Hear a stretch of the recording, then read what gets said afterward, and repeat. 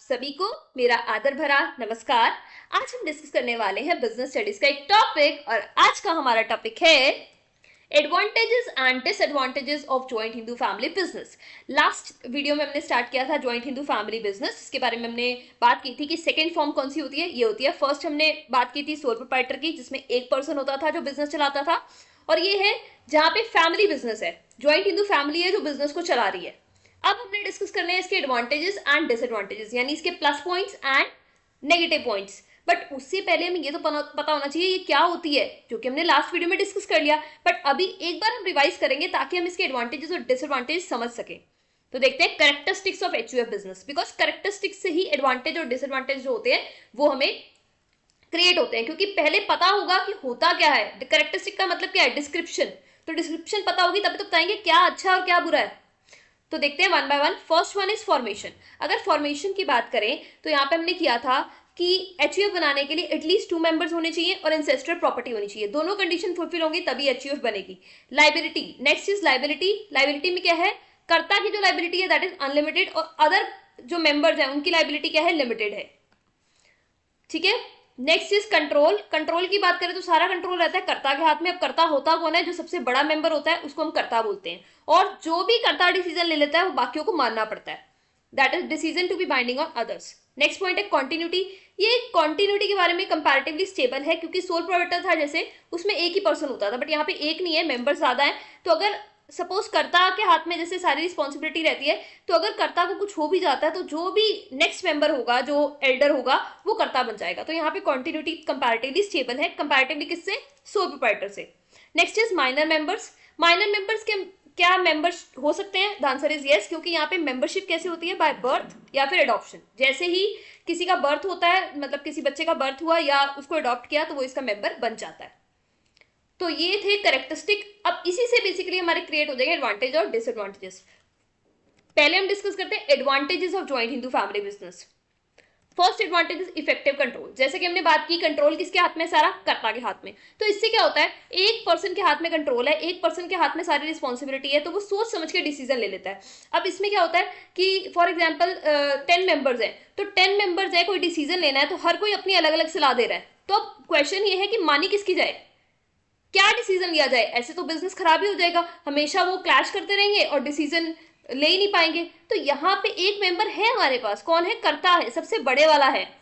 तो वो क्या करता है? वो सबका सुन सकता है, बट डिसीजन कौन लेगा? यही लेगा। तो सब कुछ देख के डिसीजन कौन लेता है? कर्ता लेता है। तो इससे क्या होता है कि जो कंट्रोल है वो इफेक्टिवली बना रहता है, और कर्ता के डिसीजन में बाकी पर्सन जो है वो इंटरफेयर नहीं कर सकते, और जो कर्ता ने डिसीजन ले लिया वो सबके ऊपर सबको मानना होगा।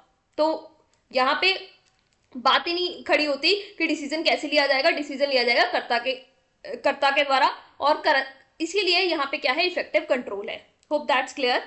नेक्स्ट पॉइंट है हमारे पास कॉन्टिन्यूड बिजनेस ऑपरेशन। अगर सोल प्रोप्राइटर की बात करें, वहां पे क्या होता था? एक पर्सन होता था, बट यहाँ पे क्या है? मेंबर्स है। अगर सपोज अब सारी रिस्पॉन्सिबिलिटी किसके हाथ में है? कर्ता के हाथ में। अगर सपोज कर्ता को कुछ हो भी जाता है, अगर उसकी डेथ हो जाती है, तो जो नेक्स्ट एल्डरेस्ट मेंबर होगा वो उसकी पोजीशन ले लेगा। अब लाइक फॉर एग्जाम्पल 4 मेंबर्स हैं, A B C D E, 5 ले लेते हैं, ठीक है। ए की एज है 40 ईयर्स, बी की है 25 ईयर्स, सी की है 20 ईयर्स, डी की है 15 ईयर्स और ई की है 50 ईयर्स। तो मुझे बताओ कर्ता कौन बनेगा? सबसे एल्डरेस्ट मेंबर। एल्डरेस्ट मेंबर कौन है? ई। तो ई बन गया कर्ता। अब सपोज भगवान ना चाहे अगर ई की डेथ हो जाती है, तो उसके बाद कर्ता कौन बन जाएगा? Next eldest member. Next eldest member कौन है? ए। कितने का? 40 ईयर्स का। तो इसमें क्या हुआ कि ई की डेथ होने के बाद भी जो बिजनेस है वो कंटिन्यू रहेगा, बिकॉज यहाँ पे बिजनेस एक पर्सन पे डिपेंड नहीं करता। अगर सोल प्रोप्राइटर की बात करें वहां पे एक ही पर्सन था। Okay, hope that's clear.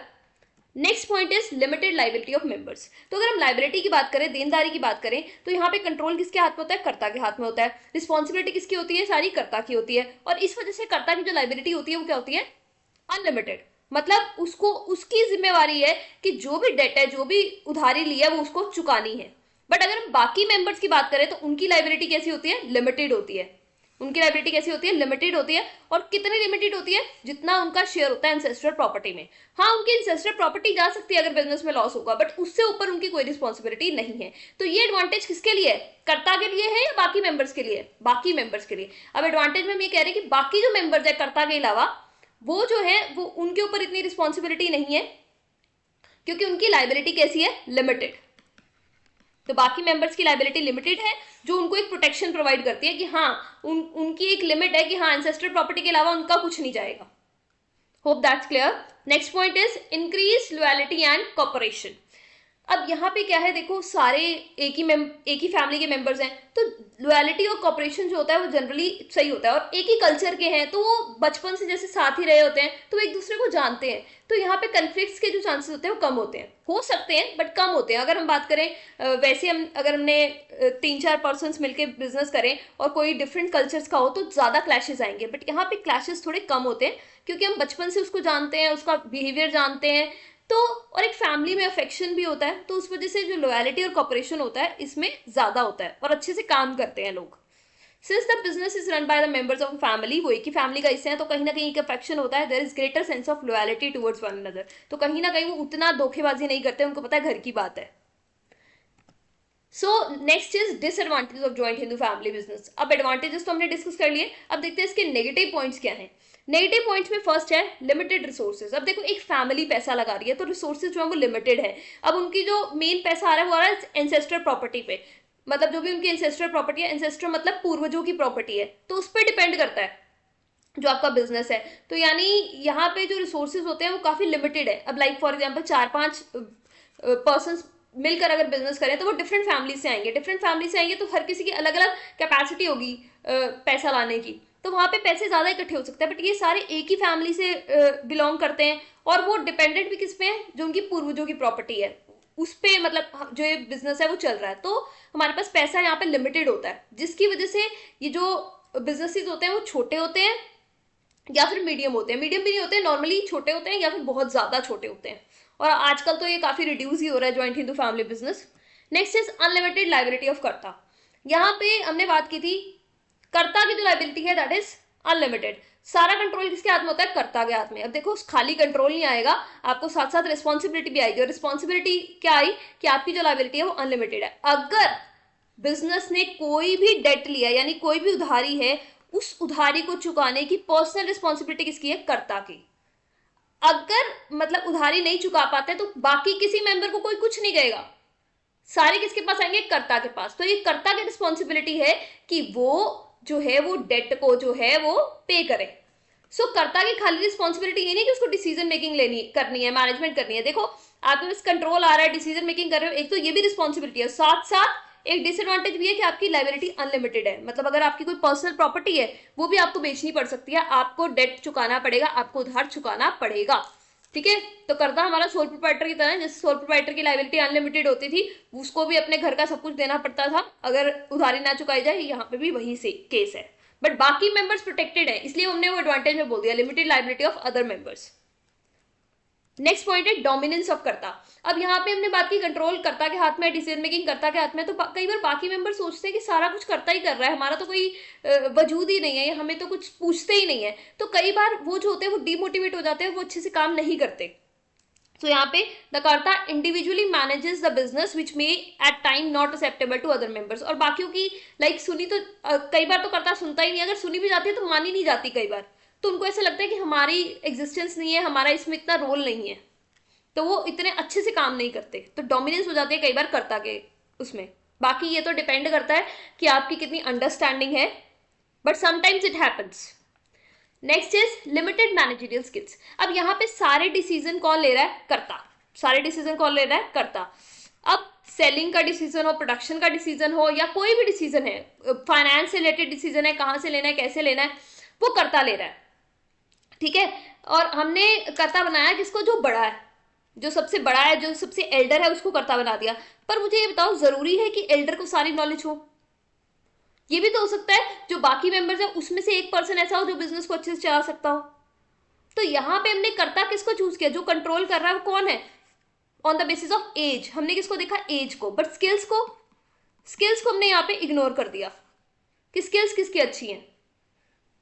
तो जरूरी नहीं ना कि कर्ता के पास, अगर कर्ता बड़ा है तो इसका मतलब जरूरी नहीं कि बिजनेस चलाने की स्किल्स उसी के पास हो सकता है बाकियों में से, लाइक अब बड़ी बड़ी कंपनीज होती है, वहां पे किस बेसिस पे हम मैनेजर्स चूज करते हैं? On the basis of age? The answer is no, जिसके पास स्किल्स होती हैं। लाइक इसी वजह से जो कंपनीज हैं उसमें जो मैनेजर्स होते हैं वो काफी छोटी एज के आ रहे हैं, बिकॉज हमने स्किल्स देखने हैं, जो डिसीजन अच्छे से ले पाए, जिसको नॉलेज हो। बट यहाँ पे ये हम नहीं देख रहे कि किस पर्सन को नॉलेज है उसको डिसीजन लेने चाहिए। यहाँ पे हम ये देख रहे हैं कि डिसीजन वो लेगा जो बड़ा है, और उससे क्या होता है, अब सारी नॉलेज, अब देखो करता भी हो गया, अब सारी नॉलेज करता को हो, सपोज सेलिंग में वो अच्छा है बट जरूरी तो नहीं वो फाइनेंस में अच्छा हो। तो यहाँ पे कर्ता can not be expert in all the areas of management, वो एक्सपर्ट जरूरी नहीं है, और बिजनेस को इस वजह से कई बार कर्ता के अनवाइज डिसीजन की वजह से सफर करना पड़ता है। तो यहाँ पे जो हमारी मैनेजरियल स्किल्स है वो लिमिटेड है, और अगर किसी को रखना भी आगे काम के लिए तो वही रिसोर्सेज कम है, पैसा कम है, तो हम उतने अच्छे मैनेजर्स को रख भी नहीं पाते। नेक्स्ट पॉइंट है हमारे पास, no difference between personal and professional life. अब यहाँ पे ज्वाइंट हिंदू फैमिली बिजनेस की बात करें तो पर्सनल और प्रोफेशनल लाइफ में कोई भी डिफरेंस नहीं रहता। क्यों? क्योंकि अगर सपोज हमारी बिजनेस में कोई लड़ाई हुई तो वो कैरी हो जाती है घर पे। ठीक है, बिजनेस में अगर कोई कंफ्लिक्ट हुआ, लाइक किसी बात पे किसी ने कहा कि ऐसा होना चाहिए बट वो नहीं माना गया, या उनमें लड़ाई हो गई, तो वो घर पे भी जो है वो कैरी हो जाएगी। तो उसके, क्योंकि घर पे भी उसी पर्सन के साथ रहना है, उसकी वजह से क्या होगा कि पर्सन अगर बिजनेस में वो सेटिस्फाइड नहीं है, बिजनेस में अगर कोई कंफ्लिक्ट हो गया तो वो होम में भी आ जाएगा, तो जिस वजह से वो क्या होगा, जो स्ट्रेस है वो ज्यादा हो जाएगा। तो यहाँ पे प्रोफेशनल कंफ्लिक्ट्स जो है वो कैरी हो जाते हैं पर्सनल लाइफ में, जो कि अच्छा नहीं है। जैसे कहते हैं ना, हमारी पर्सनल लाइफ और बिजनेस लाइफ अलग होनी चाहिए। लाइक फॉर एग्जांपल, अगर बिजनेस में कुछ अच्छा नहीं चल रहा तो घर जाके आपको अच्छा लगे थोड़ा सा, बट यहाँ पे क्या है कि वही कैरी हो रहा है, तो जो चीज बिजनेस में हो रही है वही घर पे हो रही है, तो you are dealing with the same situation in the business and in the home too, तो वो थोड़ा सा एक कंफ्लिक्ट अराइज करता है। Hope that's clear. So we had done with advantages and disadvantages. एक बार इसको रिकैप करते हैं। एडवांटेजेस की बात करें तो first is effective control. Effective control में क्या हमने बात की थी कि कर्ता के पास सारा कंट्रोल है बिजनेस का, तो कंट्रोल जो है वो अच्छा हो जाता है। Next is continuous business operation. कर्ता के बाद जो नेक्स्ट पर्सन होता है वो बन जाता है, इसलिए कॉन्टिन्यू रहता है business. Limited liability of members, members की लाइबिलिटी यहाँ पे लिमिटेड है। और इंक्रीज लॉयल्टी एंड कॉपरेशन, सारे एक ही फैमिली के हैं तो एक लॉयल्टी, एक कॉपरेशन, एक अफेक्शन रहता ही रहता है। तो एडवांटेज में क्या हुआ, effective control, continued business operations, limited liability of members and increase loyalty and cooperation. Next is disadvantages of joint Hindu family business, one by one देखते हैं। लिमिटेड रिसोर्सेज, पैसे की कमी है because ancestral property he main source है हमारे पास। Limited managerial skills, अब यहाँ पे कर्ता मे नॉट बी एक्सपर्ट, किस किस चीज में, ऐसा तो कोई पर्सन भी नहीं है जो हर चीज में एक्सपर्ट हो। और यहाँ पे हम ये भी नहीं देख रहे कि बाकियों में हो सकता है कोई एक्सपर्ट, हम तो कर्ता से ही सारे डिसीजन ले रहे हैं। डोमिनेंस ऑफ कर्ता, कई बार कर्ता डोमिनेट कर जाता है और बाकियों को अच्छा नहीं लगता, और यहाँ पे कर्ता ही सोल डिसीजन मेकर है और बाकियों को सब बात माननी पड़ेगी। Next is unlimited liability of कर्ता। यहाँ पे कर्ता के लिए बहुत बड़ी डिसएडवांटेज है कि उसकी जो लाइबिलिटी है वो क्या है, अनलिमिटेड है। उसकी पर्सनल रिस्पॉन्सिबिलिटी है कि वो सारे डेट को, सारे उधार को पे करे। Next is no difference between professional and personal life. Professional grudges जो है वो पर्सनल लाइफ में भी कैरी होते हैं, जिसकी वजह से हमारी हेल्थ भी इफेक्ट होती है और हमारा मेंटल जो एक सुकून होता है वो भी इफेक्ट होता है। Hope that's clear. Thank you so much for watching. God bless you all.